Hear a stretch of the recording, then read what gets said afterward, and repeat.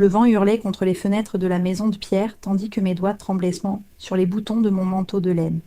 Ce n'était pas seulement à cause du froid mordant de janvier qui transperçait jusqu'aux os, c'était à cause d'elle. Ça avait toujours été à cause d'elle, même si j'avais passé des années à me convaincre du contraire. Inès se tenait devant la cheminée, attisant les braises, avec des gestes lents et délibérés qui faisaient saillir les muscles de son dos, sous sa chemise à carreaux de flanelle. La lumière orangée du feu dansait sur sa peau hâlée, créant des ombres qui soulignaient chaque ligne de son corps athlétique. Elle portait ses cheveux noirs très courts, ébouriffés de cette manière négligée qui me faisait toujours déglutir, et quand elle se tourna pour me regarder, ses yeux vert gris me transpercèrent avec cette intensité qui me donnait l'impression d'être nue, exposée, vue d'une façon dont personne d'autre ne m'avait jamais vue. Tu devrais enlever ce manteau, Lucia. Tu vas transpirer, et ensuite tu attraperas froid. Sa voix était grave, rauque, avec ce ton moqueur qu'elle prenait toujours avec moi, comme si elle connaissait un secret que je refusais d'admettre. Je retirai mon manteau avec des gestes maladroits, trop consciente de la façon dont mon pull en cachemire crème épousait mes courbes, de la manière dont ses yeux balayèrent brièvement mon corps avant de revenir au feu. Cette seconde d'attention me brûla plus que les flammes. J'étais arrivée à Ruidera le matin même, en conduisant depuis Madrid, sous un ciel de plomb qui menaçait l'orage. La maison de campagne de la famille Vargas Ruiz était nichée dans les montagnes, entourée de vignobles endormis, couverts de neige, et offrant une vue sur les légendaires lagunas de Ruidera, à présent partiellement gelées, comme des miroirs brisés sur le paysage blanc. C'était un endroit magnifique et désolé, parfait pour l'état de mon âme après 8 mois de divorce.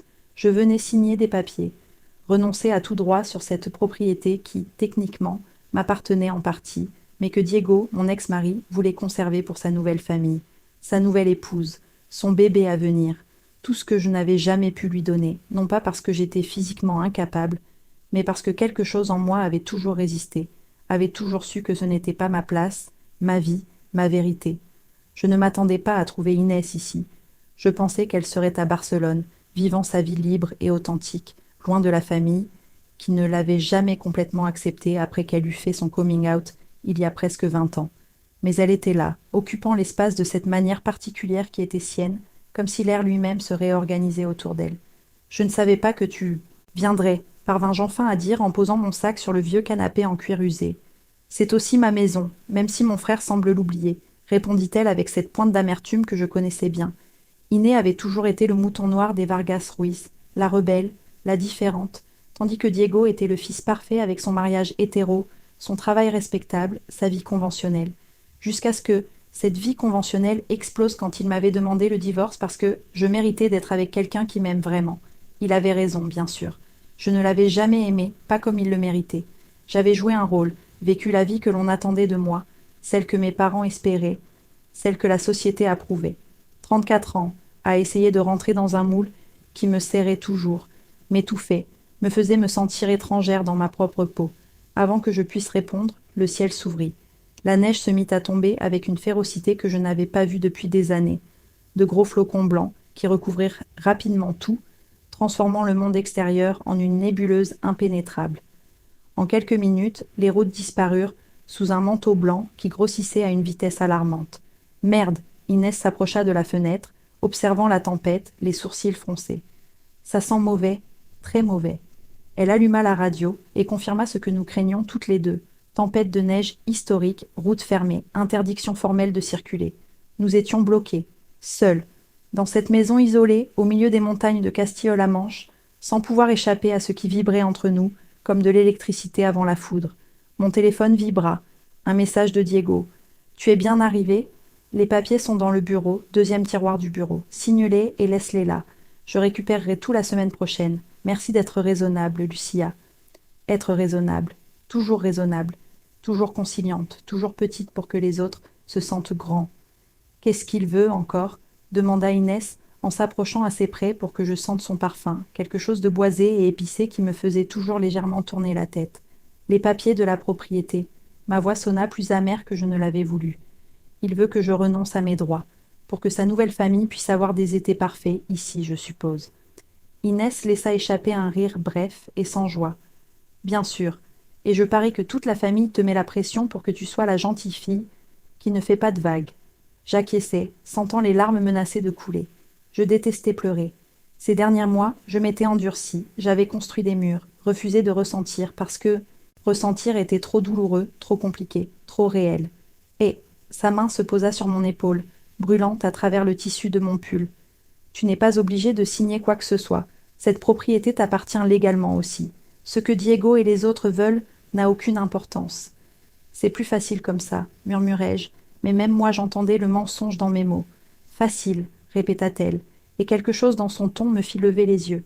Elle était si proche que je voyais les paillettes dorées dans ses yeux gris, les petites taches de rousseur sur son nez, la courbe de ses lèvres qui n'était pas tout à fait un sourire.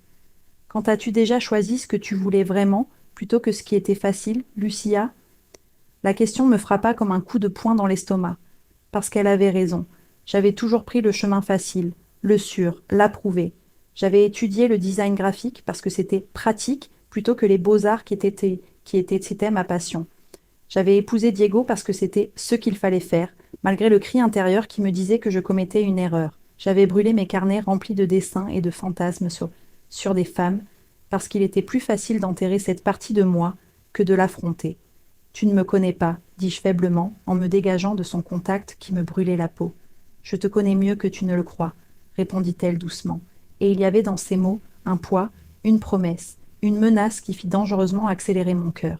Je me forçai à marcher vers la cuisine, ayant besoin de distance, besoin de respirer. La cuisine d'Inès était exactement comme dans mon souvenir, rustique et chaleureuse, avec des poutres en bois sombre au plafond et tout un mur couvert de tasses en céramique vintage accrochées comme une installation artistique. Il y en avait des centaines, toutes différentes, toutes avec leur histoire. Je me souvins de la première fois que je les avais vues, il y a 6 ans, lors d'un repas de famille gênant. Inès m'avait surprise à les admirer et avait passé 1 heure à me raconter l'histoire de chacune. Celle achetée dans un souk à Marrakech, celle offerte par sa première petite amie sérieuse, celle trouvée dans une brocante à Lisbonne le jour où elle avait décidé d'arrêter d'essayer de plaire à sa famille. Ça avait été la conversation la plus longue que nous ayons eue, et je me rappelais m'être sentie étrangement connectée à elle, comme si chaque mot avait un sens plus profond que je n'osais pas examiner. Tu les collectionnes toujours? Demandai-je, en effleurant doucement une tasse en porcelaine bleue, ornée de fleurs dorées. Oui, elle apparut dans l'encadrement de la porte, me regardant avec cette intensité qui me rendait toujours transparente. Chaque tasse raconte une histoire d'intimité, de mains qui se sont posées, de conversations partagées, de silences confortables. Les gens passent, mais les tasses restent, gardiennes de souvenirs. Il y avait quelque chose de profondément mélancolique dans ces mots, une solitude qu'elle n'avait jamais laissé transparaître. Je l'avais toujours vue si sûre d'elle, si complète, si libre. Je n'avais jamais imaginé qu'elle aussi portait des blessures, qu'elle aussi pouvait se sentir seule, dans son authenticité. Tu as faim? Demanda-t-elle, changeant de sujet avant que je puisse répondre. J'ai de la soupe à l'ail maison, du pain cuit ce matin, du fromage manchego, du vin. Les provisions d'une ermite prête pour l'apocalypse hivernale. Malgré tout, je ris. Ça sonne parfait. Nous dînâmes devant la cheminée tandis qu'au dehors la tempête rugissait avec une fureur croissante. La soupe était délicieuse, chaude et réconfortante, le pain croustillant dehors et moelleux dedans, le vin rouge riche et terreux. Au début, nous parlâmes de choses superficielles. Mon travail de graphiste freelance, ses cours de yoga à Barcelone, les ragots familiaux que nous détestions toutes les deux, mais qui nous rattrapaient toujours. Mais au fur et à mesure que le vin coulait et que le feu crépitait, les conversations devinrent plus profondes, plus dangereuses. Iné me parla de sa dernière relation, une photographe française qui s'était terminée 6 mois plus tôt parce que elle voulait des choses que je ne pouvais pas lui donner. Elle ne précisa pas lesquelles, mais la tristesse dans ses yeux me donna envie de la prendre dans mes bras, de la consoler, même si je ne savais pas comment. Je lui parlais du divorce, de la façon dont Diego avait été gentil mais ferme, de la manière dont il avait dit qu'il avait toujours senti que j'étais absente, que mon corps était là, mais mon cœur ailleurs. Et il avait raison. Mon cœur avait toujours été ailleurs, cherchant quelque chose que je ne pouvais nommer, désirant quelque chose que j'avais peur de reconnaître. Tu t'es déjà demandé pourquoi tu l'avais épousé? La question d'Inès fut douce, mais directe, ses yeux rivés aux miens par-dessus le bord de son verre de vin. Je me mordis la lèvre, une habitude nerveuse que je n'avais jamais réussi à perdre. Parce que c'était ce qu'il fallait faire, parce qu'il m'aimait, parce que je pensais qu'avec le temps, je l'aimerais aussi, comme il fallait. Et tu l'as aimé? Non, le mot sortit à peine comme un murmure, mais dans le silence de la maison, il résonna comme un cri. Jamais. J'ai essayé, Dieu sait que j'ai essayé, mais c'était comme essayer de respirer sous l'eau. Peu importe mes efforts, Quelque chose d'essentiel n'allait pas. Inès se pencha en avant, et la lumière du feu illumina son visage en tons dorés et cuivrés. Et maintenant, maintenant que tu es libre? Je ne sais pas si je suis libre, avouai-je, sentant ma voix se briser. J'ai l'impression que toute ma vie n'a été qu'un mensonge, que chaque décision que j'ai prise était pour faire plaisir aux autres, pour rentrer dans le moule, pour être acceptable. Et maintenant j'ai 34 ans, et je ne sais pas qui je suis vraiment. Je ne sais pas ce que je veux. Je ne sais pas. Je m'arrêtai parce que les larmes finirent à pas couler, chaudes et humiliantes, et je détestais pleurer devant elle, détestais être si vulnérable, si exposée. Mais alors, Inès fut là, agenouillée devant moi, prenant mes mains dans les siennes avec une douceur qui contrastait avec son apparence rude. Lucia, regarde-moi. Je levai les yeux à travers mes larmes, et ce que je vis dans son regard me coupa le souffle. Il y avait de la tendresse, oui, mais aussi quelque chose de plus sombre, de plus intense, quelque chose qui était là depuis le premier jour où nous nous étions rencontrés, mais que j'avais toujours nié, ignoré, rationalisé comme n'importe quoi, sauf ce que c'était vraiment. Ce n'est pas grave de ne pas savoir, dit-elle doucement, ses pouces caressant le dos de mes mains, en cercle lent, qui envoyait des frissons le long de mes bras. Ce n'est pas grave d'être perdu, ce n'est pas grave de tout remettre en question, mais il faut que tu arrêtes de te punir pour ressentir, pour désirer, pour être humaine. Je ne sais pas ce que je veux, répétai-je, mais c'était un mensonge, et nous le savions toutes les deux. Je crois que tu le sais, murmura-t-elle, et son visage était si proche du mien que je sentais son souffle, chaud et légèrement imprégné de vin. Je crois que tu l'as toujours su, tu as juste peur de l'admettre. Mon cœur battait si fort que j'étais sûre qu'elle pouvait l'entendre. Le moment s'étira entre nous, chargé de possibilités, d'années de tensions non reconnues, de regards volés, de frôlements accidentels, de conversations qui signifiaient plus que les mots ne le disaient. Et puis, je ne sais pas qui bougea la première, peut-être nous deux, peut-être l'univers décida pour nous, mais ses lèvres touchèrent à les miennes. Le premier contact fut doux, presque timide, comme si elle me donnait la possibilité de reculer, de fuir, de nier ce que nous savions toutes les deux avoir grandi entre nous pendant des années. Mais je ne reculai pas, je ne pus pas, parce que dès l'instant où ses lèvres touchèrent les miennes, quelque chose en moi se brisa et se reconstitua en même temps, comme si toutes les pièces mal placées de ma vie trouvaient enfin leur juste place. Je me penchai vers elle, mes mains trouvant son visage, sentant la peau chaude sous mes doigts, tremblant. Le baiser s'approfondit, sa langue effleurant doucement mes lèvres, demandant la permission, et j'ouvris la bouche, sans réfléchir, sans me poser de questions, juste en ressentant pour la première fois de ma vie, sans le poids écrasant de l'analyse et du doute. Elle avait un goût différent de tout ce que j'avais connu. Diego avait toujours le goût de la menthe et de la routine, de l'obligation déguisée en affection, mais Inès avait le goût du vin rouge et du feu, de quelque chose de sauvage, d'honnête et d'absolument juste.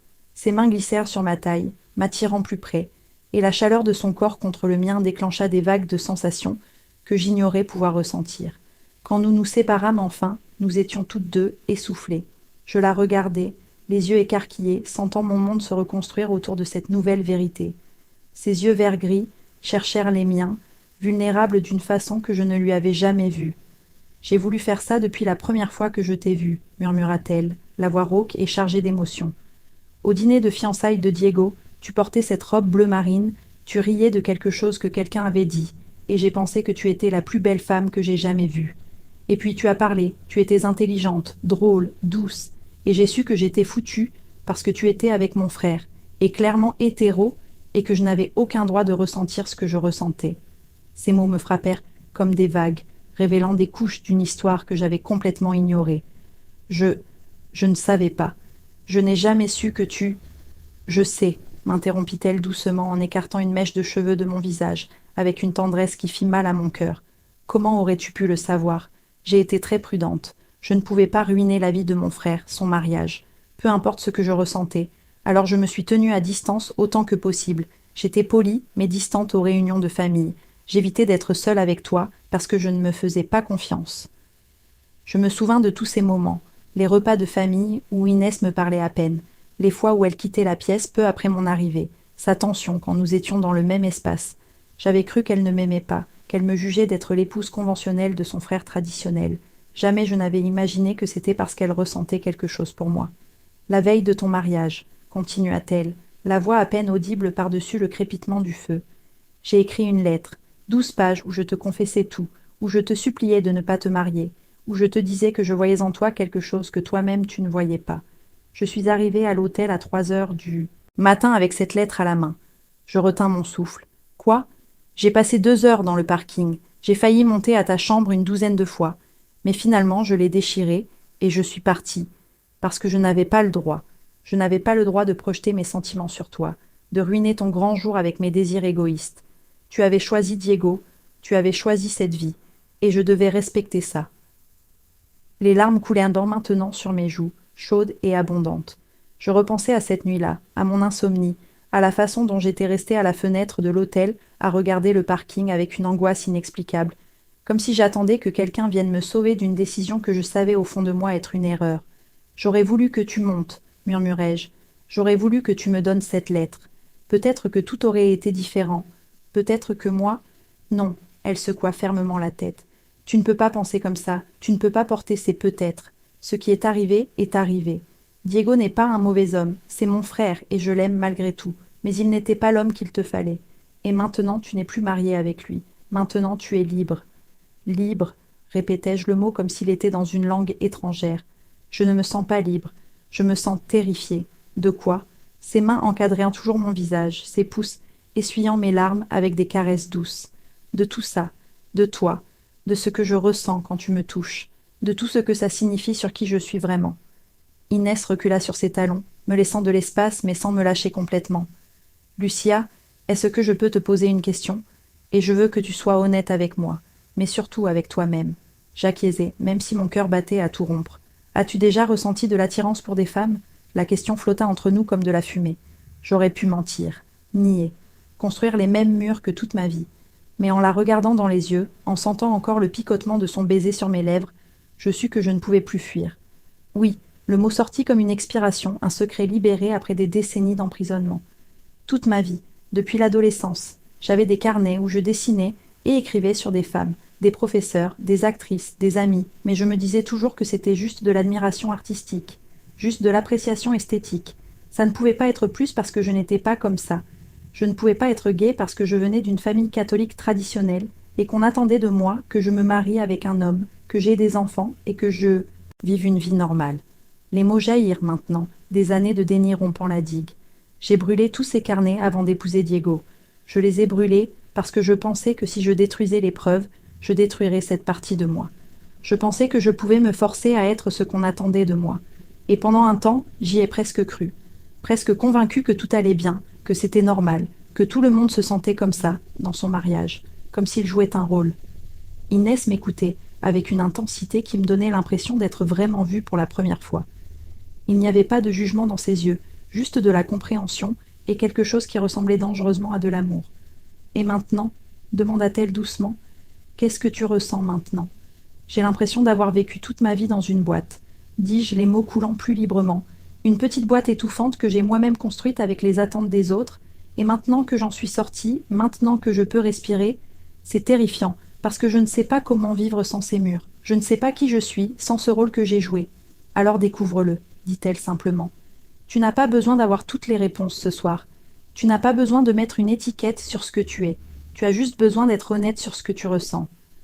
Et qu'est-ce que je suis censée ressentir? La défiai-je, même si ma voix tremblait. Ça, seul toi peux le savoir, répondit-elle, mais ses yeux me disaient qu'elle avait ses propres espoirs sur la réponse. Je me levai du canapé, ayant besoin de bouger, d'espace pour digérer tout ce que je venais d'admettre à voix haute pour la première fois.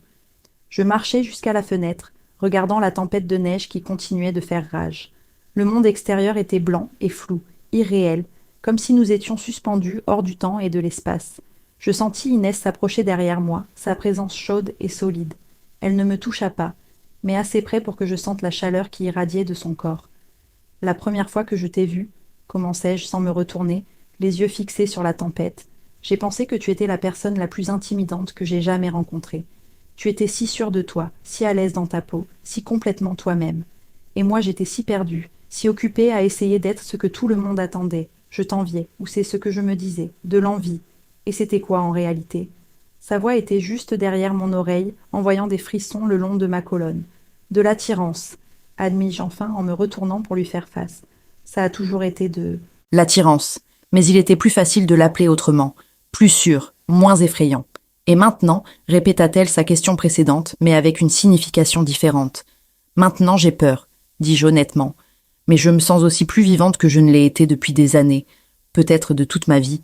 Quelque chose changea dans ses yeux, un assombrissement, une intensification. Elle fit un pas vers moi, comblant la distance entre nous. Tu n'as pas à avoir peur, pas avec moi. On peut aller aussi lentement ou aussi vite que tu en as besoin. Ou on peut ne pas aller plus loin si tu décides que ce n'est pas ce que tu veux. Et si je ne sais pas ce que je veux? Alors découvrons-le ensemble, dit-elle, et il y avait quelque chose de si beau dans cette simple offre, dans la promesse d'exploration sans pression, de découverte sans jugement. Je l'embrassai. Cette fois, ce fut moi qui comblai la distance, qui pressais mes lèvres contre les siennes avec un mélange d'urgence, de terreur et de désir que j'avais trop longtemps réprimé. Elle répondit immédiatement, ses bras m'enlaçant, me serrant contre son corps d'une façon qui me fit tourner la tête. Ce baiser fut différent du premier. Plus profond, plus affamé, des années de tension non reconnue se déversant dans chaque caresse de lèvres et de langue. Ses mains glissèrent sous mon pull, touchant la peau nue de mon dos, et je gémis contre sa bouche à ce contact électrique. « Ça va ?» murmura-t-elle contre mes lèvres, ses mains s'immobilisant, me laissant la possibilité d'arrêter si je le voulais. « Oui, soufflai-je, parce que jamais je n'avais été plus sûre de quoi que ce soit, malgré mon incertitude totale sur tout le reste. » Nous nous déplaçâmes vers le canapé, nos corps s'entremêlant, nos mains explorant avec un mélange d'urgence et de révérence. Chaque toucher était une révélation, chaque baiser une confirmation de quelque chose qui avait trop longtemps dormi en moi. Voilà ce que ça devait être. Cette connexion, ce feu, ce sentiment d'être enfin complètement à la bonne place avec la bonne personne. « Lucia », gémit-elle mon nom contre mon cou, et le son vibra à travers tout mon corps. « Dis-moi si tu veux que j'arrête. »« N'arrête pas, murmurai-je, mes doigts s'enfouissant dans ses cheveux courts. S'il te plaît, n'arrête pas. » Dehors, la tempête continuait son assaut furieux contre les fenêtres. Mais dedans, devant le feu crépitant, nous créions notre propre tempête. Une tempête de désir et de découverte, de vérité enfin avouée et de possibilités enfin explorées. Pour la première fois de ma vie, je ne pensais pas à ce que je devais faire, ou à ce que les autres penseraient. Je ressentais seulement. J'étais moi, complètement et sans excuse, dans les bras d'une femme qui me voyait vraiment, et qui avait eu le courage d'attendre que je sois prête à me voir moi-même. Je me réveillai avec la lumière grise de l'aube filtrant à travers les rideaux épais. Pendant un instant, désorientée, je ne sus plus où j'étais. Puis je sentis la chaleur du corps d'Inès contre mon dos, son bras autour de ma taille, sa respiration régulière contre ma nuque. Et tout me revint en une vague de souvenirs et de sensations qui fit s'emballer mon cœur. Nous avions passé la nuit sur le canapé, à nous explorer, nous embrasser, nous toucher par-dessus les vêtements, avec un mélange d'urgence et de tendresse qui avait réveillé en moi des parties dont j'ignorais l'existence. Nous n'étions pas allés plus loin. Je n'étais pas prête, et elle l'avait respecté sans poser de questions, sans pression, me tenant simplement quand l'épuisement émotionnel nous avait enfin vaincus et que nous nous étions endormis, enlacés. Je bougeais avec précaution pour ne pas la réveiller, ayant besoin de digérer ce qui s'était passé, ce que ça signifiait, ce que j'avais admis sur moi-même. Mais dès que je bougeais, son bras se resserra légèrement autour de moi. « Ne pars pas », murmura-t-elle d'une voix rauque de sommeil. « J'ai juste besoin de réfléchir, dis-je doucement. »« Réfléchir est dangereux pour toi, » répondit-elle, et je pouvais entendre le sourire dans sa voix. « Tu passes trop de temps dans ta tête. » Elle avait raison, bien sûr. Mais c'était mon mécanisme de défense, ma façon de garder le contrôle quand tout le reste semblait chaotique. Je me retournai pour la regarder. Ses cheveux noirs étaient un peu plus ébouriffés que d'habitude, ses yeux encore ensommeillés mais chaleureux, et il y avait quelque chose de si intime à la voir ainsi, décoiffée, vulnérable, sans les couches de confiance dures qu'elle portait habituellement comme une armure. « Tu regrettes ?» demanda-t-elle doucement, et pour la première fois, je vis une réelle insécurité dans ses yeux. « Non », répondis-je immédiatement, surprise de réaliser que c'était complètement vrai. « C'est juste que je ne sais pas quoi faire de tout ça, de toi, de moi, de ce que ça signifie pour toute ma vie jusqu'à présent. » « Ça n'a pas besoin de signifier autre chose que ce que c'est, » dit-elle en caressant ma joue du dos de ses doigts. « Un moment, une connexion, quelque chose de vrai. » Avant que je puisse répondre, mon téléphone vibra bruyamment sur la table basse. Je le pris et vis une série de messages arriver pendant la nuit, apparemment quand le réseau avait brièvement fonctionné. La plupart venèrent de ma mère. « Lucia, Diego m'a dit que tu es à Ruidera. Tu as déjà signé les papiers ? S'il te plaît, ne complique pas les choses. Cette pauvre fille est enceinte et ils doivent régler ça. Ton père et moi pensons que tu devrais envisager d'aller au mariage. Ce serait mature, chrétien. Pardonner et passer à autre chose. Pourquoi tu ne réponds pas ? Ne sois pas dramatique. Tu es déjà divorcé et au moins de la dignité maintenant. Chaque message était comme une gifle. Même après tout, après que Diego m'ait quitté, après qu'il ait refait sa vie en quelques mois, pendant que je tentais encore de comprendre qui j'étais sans lui, on attendait encore de moi que je sois raisonnable, mature, que j'avale ma douleur pour le confort de tous les autres. Qu'est-ce qui se passe? Inès s'était redressée, voyant mon expression. Je lui montrai les messages. Je vis sa mâchoire se crisper, ses yeux s'assombrir de colère à peine contenue. Ta famille est incroyable, dit-elle avec amertume. Pas seulement la tienne, la mienne aussi. Toutes les familles traditionnelles qui valorisent les apparences plus que la vérité, le confort plus que l'authenticité. Tu sais ce qu'on m'a dit quand j'ai fait mon coming out? Que j'étais égoïste, que je faisais honte à la famille, que c'était une phase et que si j'essayais plus, si je rencontrais le bonhomme, je serais normale. Elle se leva du canapé, arpentant la pièce de mouvement tendu. Diego a été le pire. Mon propre frère, censé me soutenir, m'a dit que mon mode de vie était inapproprié et qu'il ne voulait pas que je sois une mauvaise influence pour ses futurs enfants. C'est pour ça que j'ai à peine été présente dans votre mariage, Lucia. Pas parce que je ne voulais pas être près de toi, mais parce qu'il m'avait clairement fait comprendre que je n'étais pas la bienvenue. Cette révélation me frappa comme un coup. Je ne savais pas. Il ne m'a jamais dit. Bien sûr que non, rit-elle sans joie. Sinon tu aurais vu qui il était vraiment. Pas l'homme parfait, le fils en or, mais quelqu'un de petit et d'insécure qui a besoin de rabaisser les autres pour se sentir plus grand. Je me levai, m'approchant d'elle. Inès, et maintenant, continua-t-elle, la voix montant légèrement, maintenant il te manipule avec cette histoire de propriété. Et toute la famille te met la pression pour que tu cèdes parce que c'est plus facile que tu te sacrifies, plutôt que de faire affronter à Diego les conséquences. Plus facile que la gentille Lucia soit raisonnable plutôt que d'admettre que leur fils parfait est un manipulateur égoïste. Elle avait raison. Tout ce qu'elle disait résonnait avec des vérités que j'avais évitées. Mais il y avait aussi autre chose dans sa colère, quelque chose de plus profond que l'indignation en mon nom. Tu es aussi en colère contre eux, dis-je doucement. Pas seulement pour moi, pour toi. Elle s'arrêta, me tournant le dos, les épaules crispées. J'ai perdu ma famille le jour où j'ai décidé d'être qui je suis vraiment. Ma mère me parle à peine. Mon père agit comme si j'étais une honte. Diego me tolère au mieux. Tout ça parce que je refuse de faire semblant, de me cacher, de rendre ma vie plus petite pour leur confort. Je marchai jusqu'à elle, posant mes mains sur ses épaules. Je sentais la tension dans ses muscles, la douleur qu'elle gardait sous ses couches de confiance et de cynisme. Je suis désolée, désolée que tu aies dû traverser ça seule. Je ne cherche pas la pitié, dit-elle brusquement. Ce n'est pas de la pitié, répondis-je. C'est de l'empathie. C'est reconnaître que tu as été courageuse d'une façon dont je ne l'ai jamais été, que tu as payé un prix élevé pour ton authenticité. Elle se tourna vers moi, et il y avait des larmes dans ses yeux qu'elle refusait de laisser couler. Tu sais ce qu'il y a de plus fucked up? Que je les aime encore, que je veux encore leur approbation, qu'il y a encore une partie de moi qui espère qu'un jour ils me regarderont et verront que je suis heureuse, que ma vie a du sens, que je ne suis pas brisée ou perdue ou malade, juste différente, mais ça n'arrivera jamais. Et j'ai dû faire la paix avec ça. Je la serrai dans mes bras, la tenant fort, et après un moment je sentis qu'elle se détendait contre moi, ses bras m'enlaçant, son visage enfoui dans mon cou. Nous restâmes ainsi longtemps, deux femmes tenant les morceaux brisés des vies qu'on attendait de nous, trouvant du réconfort dans la compréhension partagée. Quand nous nous séparâmes enfin, elle essuya rapidement ses yeux, comme si elle avait honte de m'avoir montré cette vulnérabilité. « J'ai besoin de café, annonça-t-elle, donc beaucoup de café. Et ensuite on doit parler de ce que tu vas faire avec ces papiers. Pendant qu'elle préparait le café dans la cuisine, je vagabondais dans la maison, explorant avec la curiosité que je ne m'étais pas autorisée la veille. La maison d'Inès était le reflet parfait d'elle-même, rustique mais chaleureuse, pleine d'objets rapportés de voyage, de livres empilés sur chaque surface, d'œuvres d'art éclectiques et personnelles sur les murs.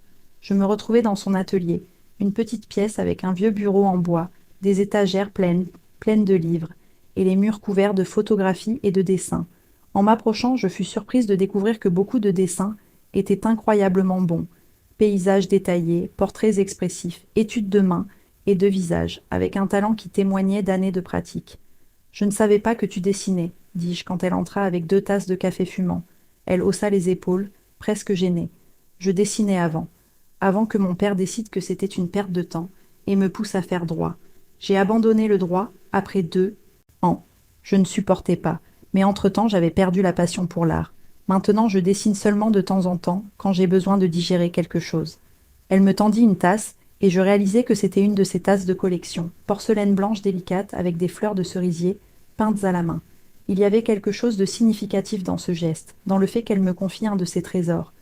Tu devrais reprendre, dis-je en regardant à nouveau les dessins. Tu as d'un vrai talent. Peut-être, répondit-elle, mais je vis que mes mots l'avaient touchée. Mon téléphone vibra encore. Cette fois, c'était un mail d'un client potentiel à Barcelone, l'entreprise de technologie durable pour laquelle je concourais pour le contrat le plus important de ma carrière. Le mail était direct. Ils avaient même besoin de la présentation finale en 4 jours, au lieu de 5. Un autre designer avait déjà présenté et avait impressionné le comité.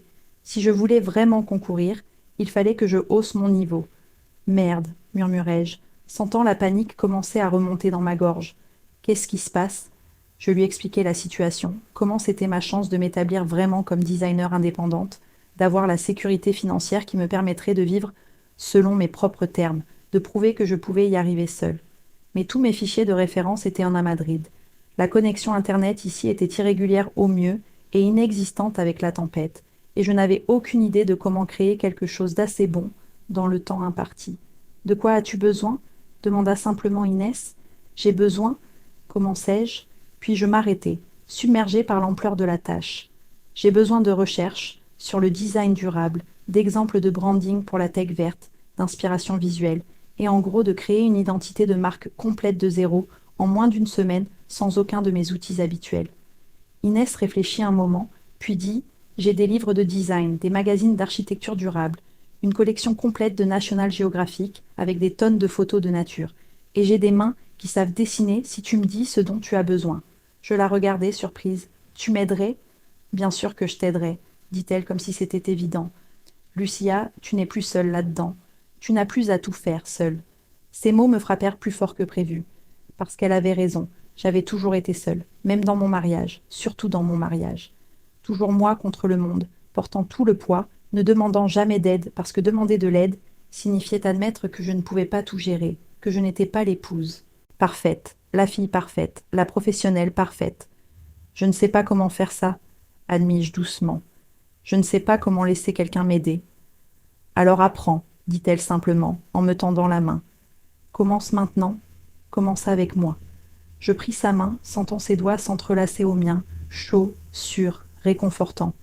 D'accord. Nous passâmes le reste de la journée à travailler. Inès sortit sa collection de livres et de magazines, et je fus surprise de voir à quel point c'était utile. Articles sur la biomimétique, photos magnifiques d'écosystèmes naturels, études de cas sur des entreprises durables réussies.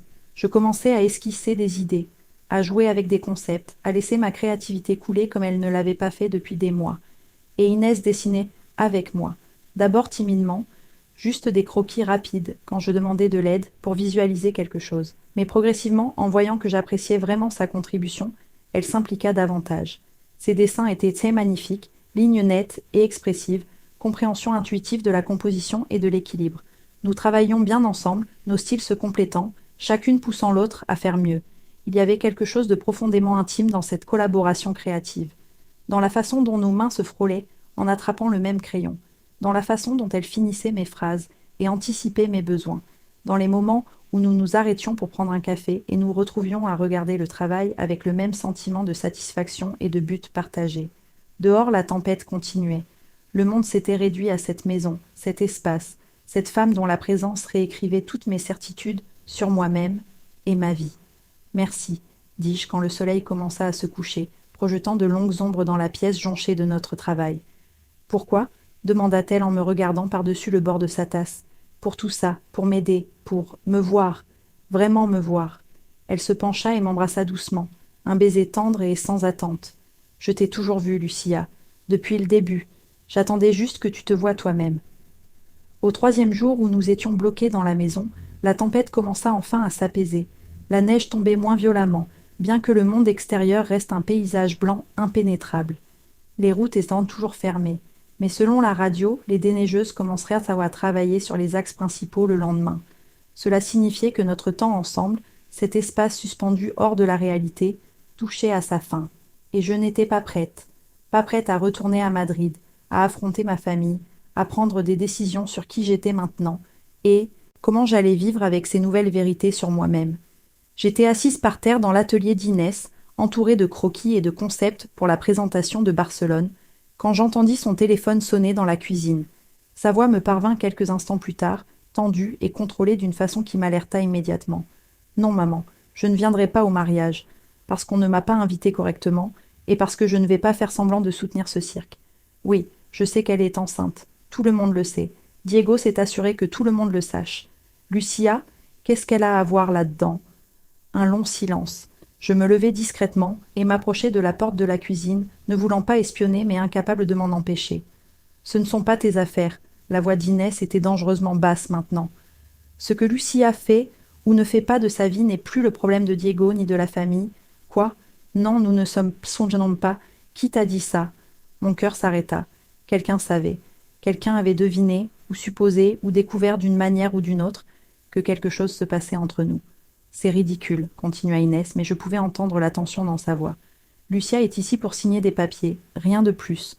Non, je ne vais pas justifier ça avec une réponse. Maman, il faut que je raccroche. Elle raccrocha plus fort que nécessaire. Quand elle se retourna, elle me vit dans l'encadrement de la porte. Son expression était un mélange de fureur et de quelque chose qui ressemblait à de la peur. Qu'est-ce qui s'est passé? Demandai-je, même si une partie de moi ne voulait pas savoir. Ma mère, dit-elle en passant une main dans ses cheveux courts.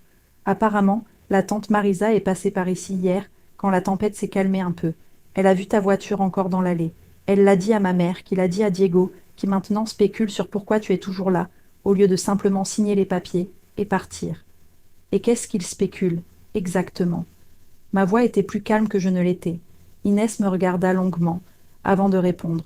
Que je te manipule, que je te trouble, que j'essaye de te convertir pour me venger de Diego à cause du divorce.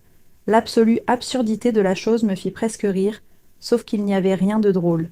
C'était exactement le genre de récit que ma belle famille, et probablement ma propre famille, construirait parce que c'était plus facile que d'admettre la vérité. Plus facile de blâmer Inès, la lesbienne assumée, le mouton noir, que d'accepter que peut-être j'avais découvert quelque chose sur moi-même qui avait toujours été là. C'est n'importe quoi, dis-je fermement. Je sais, répondit-elle, mais il y avait dans ses yeux un doute, une inquiétude, qui me fit marcher vers elle. Inès, regarde-moi. Je pris son visage entre mes mains, la forçant à soutenir mon regard. Rien de ce qui se passe entre nous n'est de la manipulation. Tu ne me convertis à rien. Tu m'aides à me voir moi-même. Il y a une énorme différence. Mais tu es sûre? Demanda-t-elle, et sa voix était petite, comme je ne l'avais jamais entendue. Sûre que ce n'est pas juste de la rébellion, une réaction au divorce, une façon de punir Diego ou ta famille. La question me blessa parce que je savais qu'elle venait d'un lieu de profonde insécurité chez elle, d'années où on lui avait dit que sa sexualité était quelque chose qui convertissait les gens, qui corrompait, qui détruisait. Mais elle me mit aussi en colère parce qu'elle remettait en question la validité de mes propres sentiments, de mon propre cheminement. Non, dis-je avec toute la fermeté dont j'étais capable. Ce n'est pas à propos de Diego, ce n'est pas pour punir qui que ce soit. C'est à propos de moi, enfin, pour la première fois de ma vie, qui me permet de ressentir ce que je ressens vraiment, au lieu de ce qu'on attend de moi. Mais et si tu regrettes, continua-t-elle en s'écartant, arpentant la cuisine de mouvements agités. Et si tu retournes à Madrid, à ta vraie vie, et réalises que c'était juste un moment de folie dans une tempête de neige, et si je décide de laisser ça devenir quelque chose de réel, d'ouvrir complètement mon cœur, et que toi tu décides que tu as fait une erreur.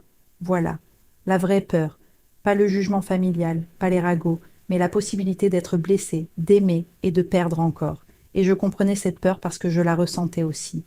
Je ne peux pas te promettre que je n'aurai pas peur, dis-je honnêtement en m'approchant à nouveau. Je ne peux pas te promettre que ce sera facile. J'ai 34 ans et je découvre des choses sur moi que j'aurais dû découvrir il y a des décennies. Je vais trébucher, je vais douter, je vais probablement paniquer plus d'une fois. Alors peut-être qu'on devrait arrêter maintenant, dit-elle, mais elle n'avait pas l'air convaincue, avant que ça devienne encore plus compliqué. C'est ce que tu veux? La défiai-je? Vraiment vouloir faire comme si ces 3 derniers jours n'avaient jamais existé, que je remette tous ces sentiments dans une boîte et fasse comme si j'étais encore la Lucia qui est arrivée ici. Non, admit-elle, la voix légèrement brisée. Mais j'ai peur, Lucia. J'ai peur de tout ce que je ressens déjà pour toi. J'ai peur que ça me détruise quand ça finira. Qui dit que ça doit finir? Demandai-je doucement. La vraie vie, répondit-elle, avec un rire amer. La logistique, le fait que tu vis à Madrid et moi à Barcelone, que ta famille me déteste probablement, que tu ne sais même pas si tu es vraiment gay ou si c'est juste une expérience ou une exploration ou je ne sais quoi. Elle avait raison sur tout, bien sûr. Toutes ces inquiétudes étaient un réel et valide, mais je sentis aussi une étincelle de colère, parce qu'elle cherchait des raisons de fuir, plutôt que de se battre pour ce que nous voulions clairement toutes les deux. Tu cherches des excuses, dis-je. Tu essaies de saboter ça avant que ça ait une chance d'être réel parce que c'est plus sûr que de risquer. Et toi non, contre-attaqua-t-elle. Tu ne fais pas exactement la même chose chaque fois que tu remets en question tes propres sentiments, chaque fois que tu te demandes si c'est réel ou juste de la confusion. Nous nous regardâmes à travers la cuisine, respirant toutes les deux difficilement, effrayées, têtues et terrifiées par ce que signifierait vraiment essayer. Mon téléphone sonna, brisant le moment tendu. C'était un numéro inconnu, mais quelque chose me fit répondre. Lucia Montero, une voix féminine, professionnelle. Carmen Rodriguez d'Ecotec Barcelona.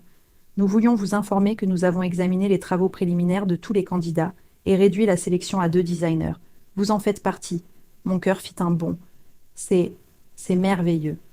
La présentation finale est après-demain à 10 heures dans nos bureaux de Barcelone. Nous aurons besoin de voir votre proposition complète d'identité de marque, logo, palette de couleurs, typographie, application sur différents supports, et votre vision globale de notre image corporate. Vous pourrez être là après-demain. Ça me laissait moins de 48 heures pour tout terminer, arriver à Barcelone, et me préparer pour la présentation la plus importante de ma carrière. Et j'étais toujours bloquée à Ruidera, avec un travail inachevé et une vie personnelle qui s'effondrait et se reconstruisait en même temps. Oui, entendis-je ma voix répondre, j'y serai. Excellent. Je vous envoie les détails par mail. Bonne chance, señorita Montero. Je raccrochai et regardai Inès qui m'observait avec une expression prudente. C'était le boulot de Barcelone, dis-je. Je suis en finale. La présentation est après-demain. C'est incroyable, dit-elle, et elle semblait sincèrement heureuse pour moi malgré tout le reste. Lucia, c'est exactement ce que tu voulais. Oui, acquiesçai-je, sentant un mélange d'excitation et de terreur.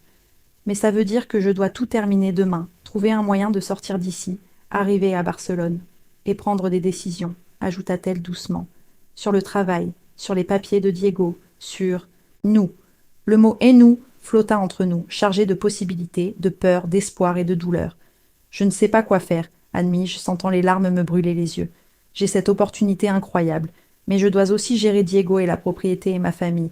Et puis il y a toi, et ce que je ressens pour toi, et le fait que je remets toute ma vie et mon identité en question. Et tout arrive en même temps, et je ne sais pas comment tout gérer. Inès traversa la distance entre nous en 2 grandes enjambées, m'enlaçant dans ses bras. Je me laissai aller contre elle, toutes les émotions des derniers jours débordant enfin en sanglots qui secouaient tout mon corps. Ça va, murmura-t-elle dans mes cheveux. Ça va de ne pas avoir toutes les réponses. Ça va d'avoir peur. Je ne veux pas te perdre, chuchotai-je contre sa poitrine. Mais je ne sais pas non plus comment faire fonctionner ça.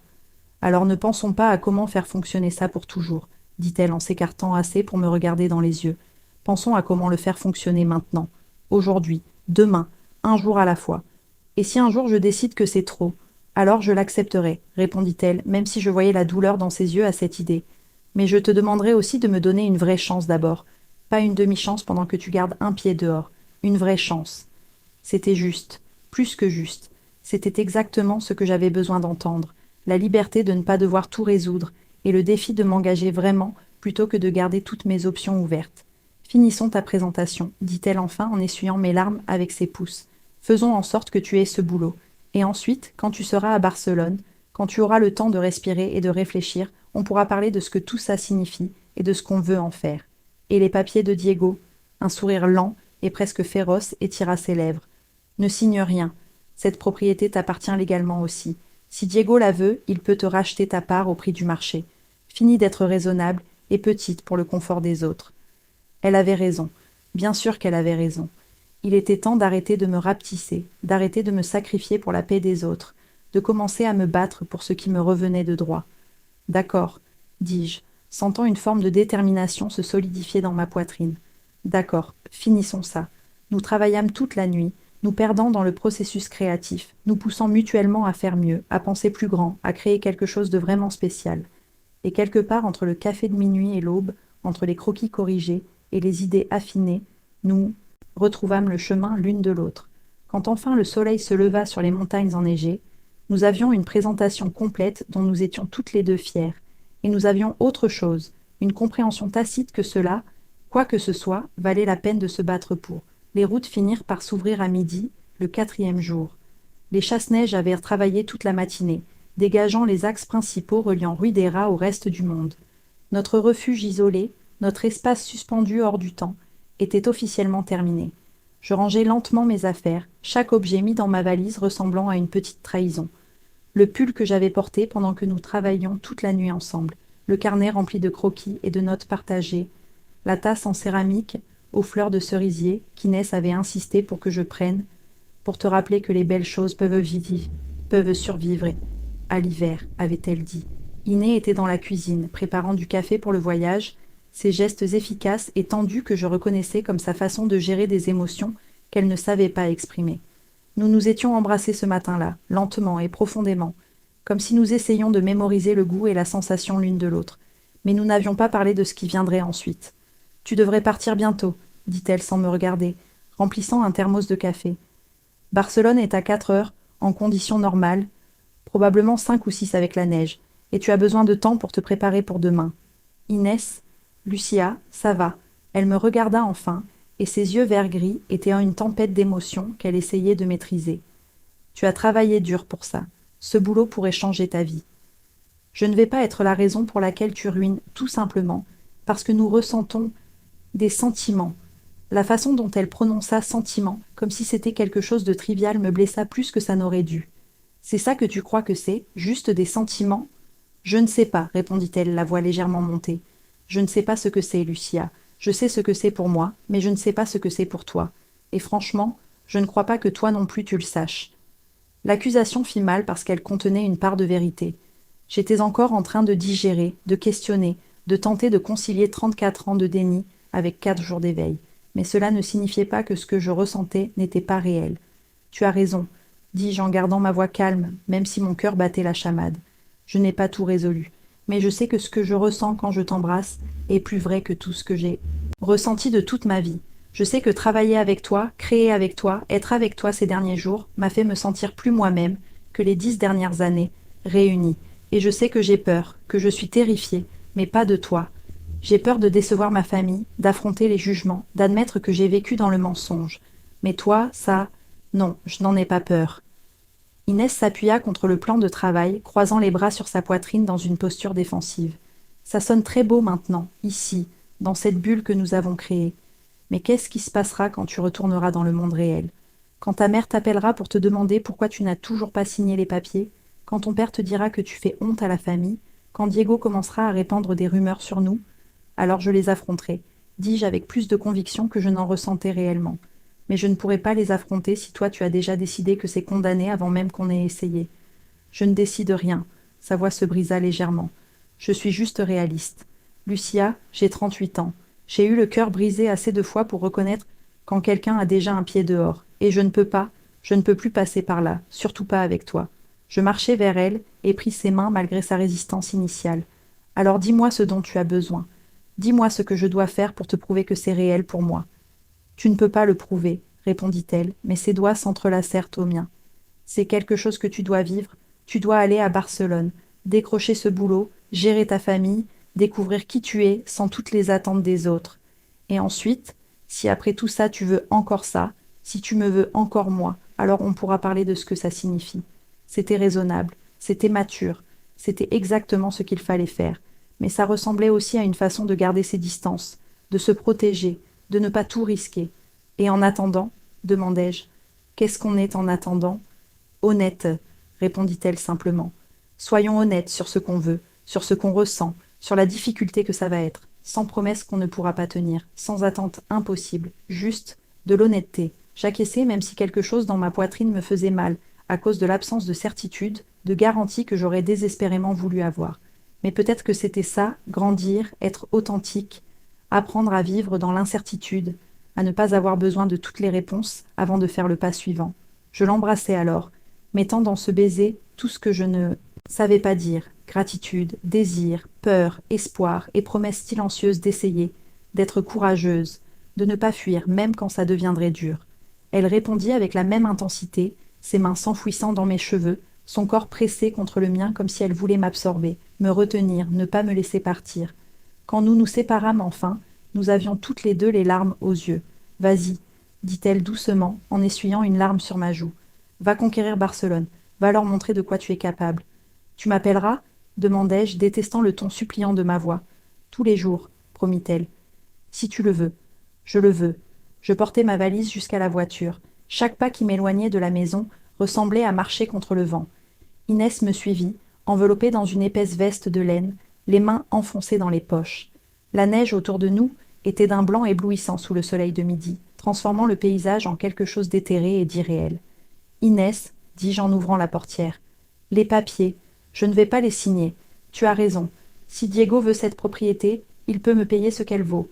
Un sourire lent et fier étira ses lèvres. Bien.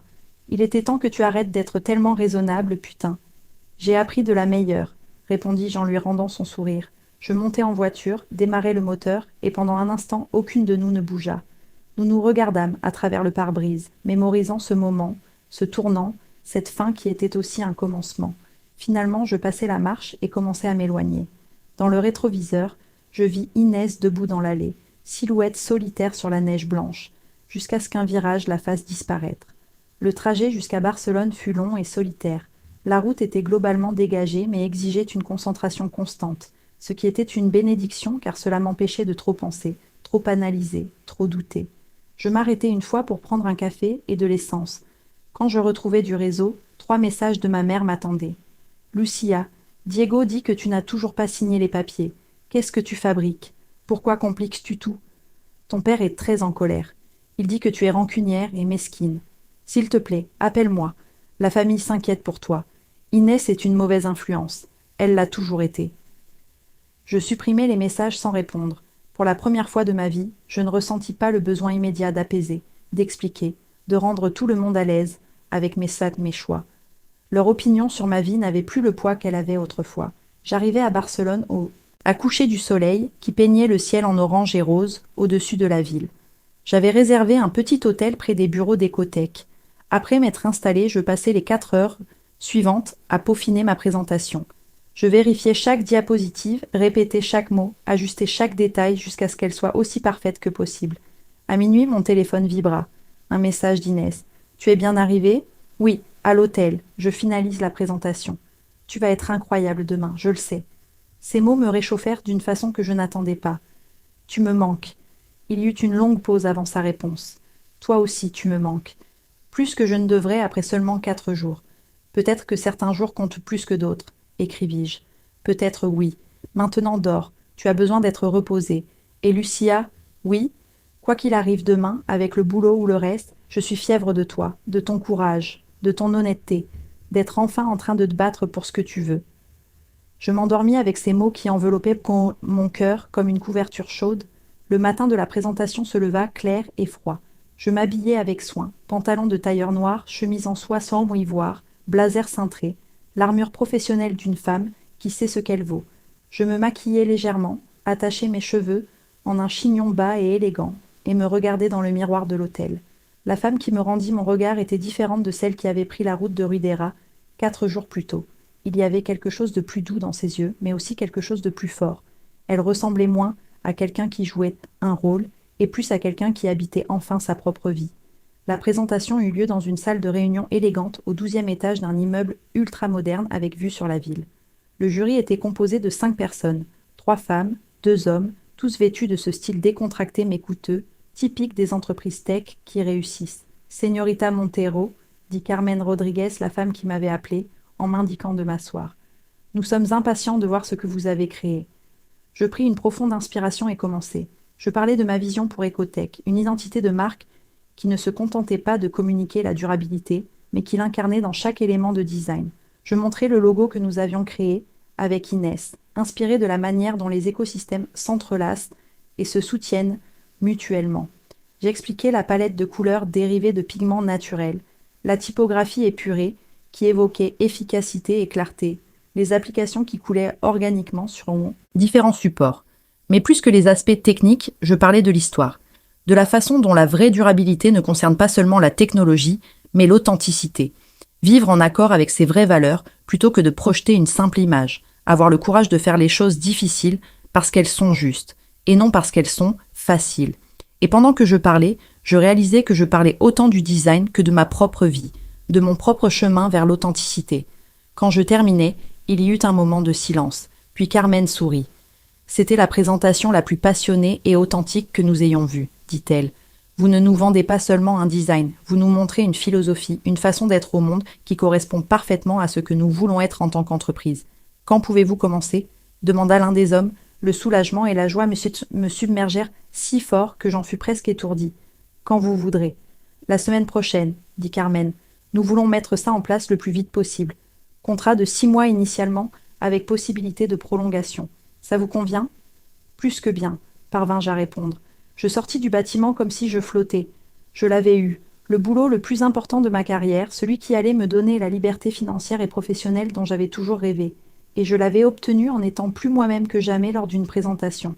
J'appelai Inès immédiatement. Alors, répondit-elle dès la première sonnerie, la voix tendue d'impatience. Je l'ai eu, dis-je, et je ne pus retenir les larmes de joie. Inès, j'ai eu le boulot. Son cri de joie me fit rire. Je le savais. Je savais que tu y arriverais. Mon Dieu, je suis tellement fière de toi.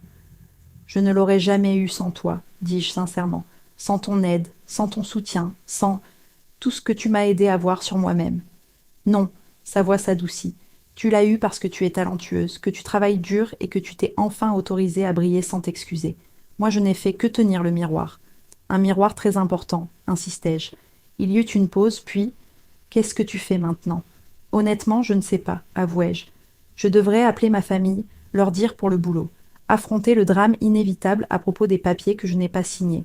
Ou bien, sa voix prit un ton plus doux, plus plein d'espoir, tu pourrais venir ici, chez moi, à Barcelone, fêter ça dignement, parler de ce que tout ça signifie, de nous. Mon cœur s'emballa. Tu es sûre ?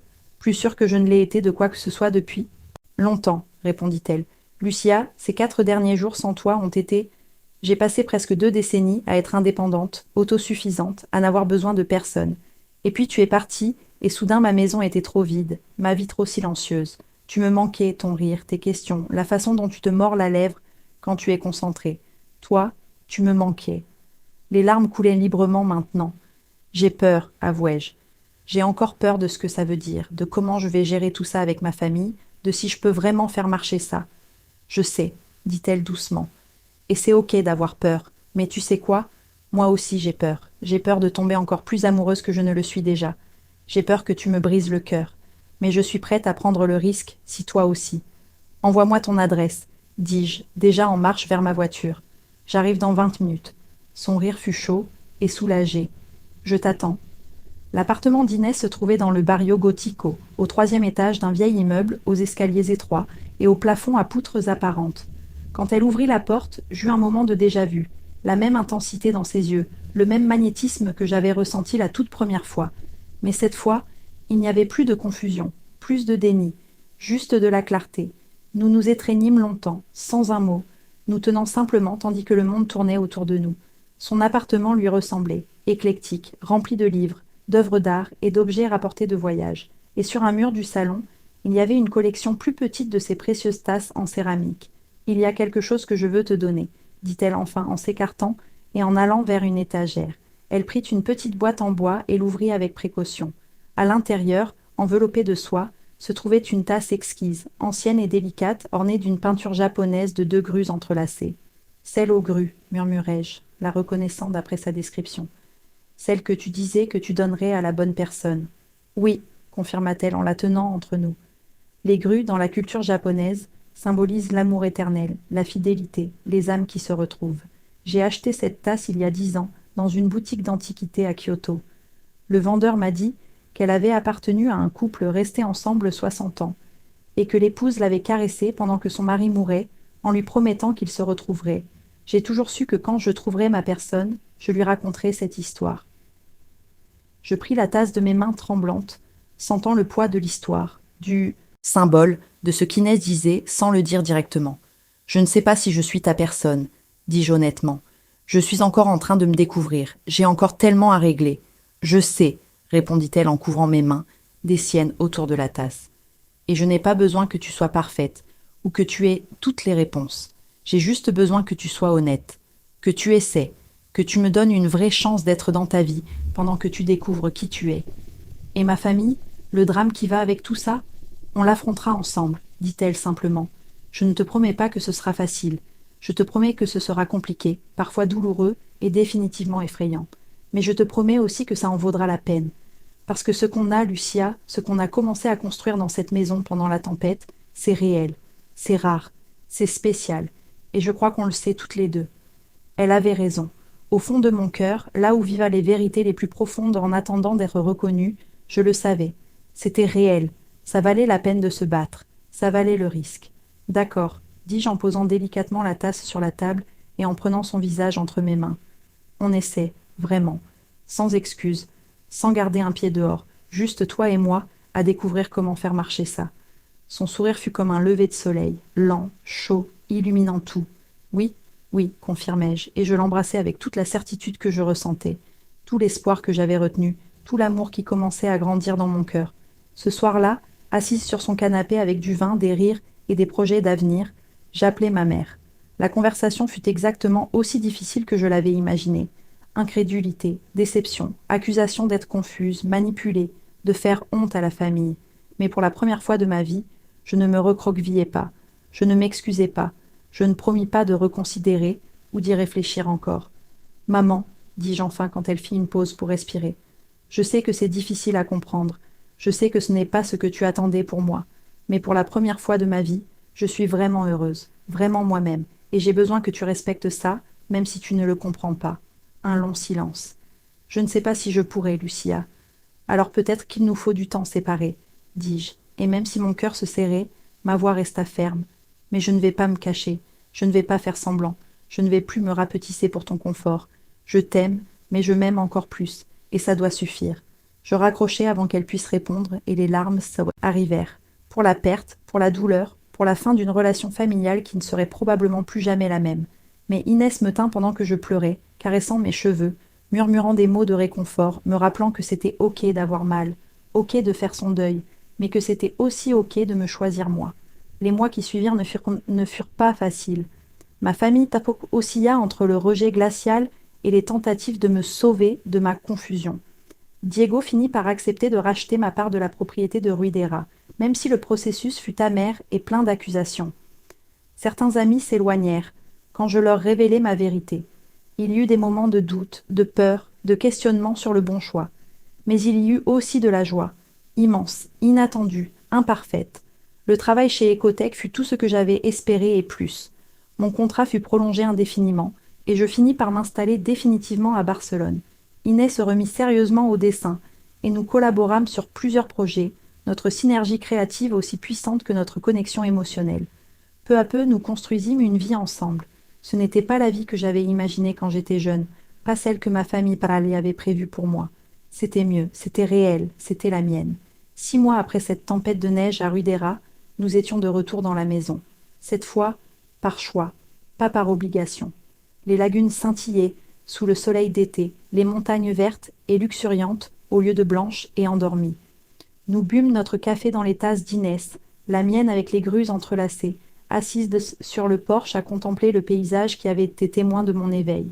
« Tu regrettes » demanda Inès en prenant ma main. « De quoi ? De tout ? Des complications, de la perte de ta famille, du chemin difficile. » Je réfléchis honnêtement avant de répondre. Ma famille me manque, avouai-je. L'idée de ce que je pensais qu'on aurait me manque. Mais je ne regrette pas de m'être choisie. Je ne regrette pas de t'avoir choisi. Je ne regrette pas d'avoir enfin eu le courage de vivre ma vérité. Bien, sourit-elle en embrassant mes phalanges. Parce que je t'aime, Lucia Montero Garcia, et je compte bien continuer à t'aimer à travers toutes les complications et toutes les joies qui viendront. Moi aussi je t'aime, répondis-je, et ces mots furent comme rentrés à la maison. Merci de m'avoir vu, de m'avoir attendu, de m'avoir aidé à retrouver mon chemin vers moi-même. Toujours, promit-elle, toujours. Et tandis que le soleil se couchait sur les lagunas de Ruidera, peignant le ciel en doré et rose, je sus que j'avais trouvé quelque chose de bien plus précieux que l'approbation. Familial ou le confort social. J'avais trouvé l'authenticité, j'avais trouvé l'amour, j'avais trouvé qui j'étais. Et ça, au bout du compte, c'était tout ce qui comptait vraiment. Si cette histoire t'a plu, n'oublie pas de liker et de t'abonner à la chaîne. Et s'il te plaît, laisse-nous en commentaire une note de 0 à 10 pour cette histoire. Ton avis est très important pour nous et nous aide à créer plus de contenu que tu aimeras.